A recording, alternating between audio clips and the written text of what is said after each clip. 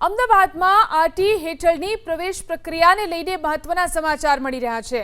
શહેરમાં ઉપલબ્ધ 14,200 બેઠકો માટે અત્યાર સુધીમાં કુલ 38,333 અરજીઓ પ્રાપ્ત થઈ, જેનું વેરિફિકેશન હાલ ચાલી રહ્યું છે।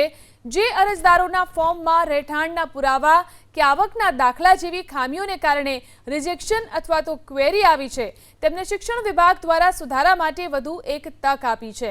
આવા અરજદારો 27, 28 અને 29 એપ્રિલ સુધીમાં ઓનલાઈન પોર્ટલ પર સુધારેલા દસ્તાવેજો ફરી અપલોડ કરી શકશે।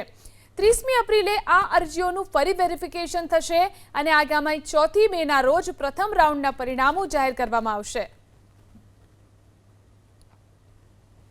અત્યાર સુધીમાં આરટીઈની 38,333 જેટલી અરજીઓ આવેલી છે અમદાવાદ શહેરમાં, અને આમાં અત્યારે જે વેરિફિકેશન કરવામાં આવી રહ્યું છે એમાં ઘણા બધાને રિજેક્ટ થયા હોય, ક્વેરી આવી હોય અને રિજેક્ટના કારણો હોય તો એ મોબાઈલમાં તેઓ પોતાનું રિજેક્શન જો આવેલું હોય તો 3 દિવસ એમને પોતાની આ ક્વેરી પ્રમાણેના ડોક્યુમેન્ટ અપલોડ કરવા માટે આપ્યા છે।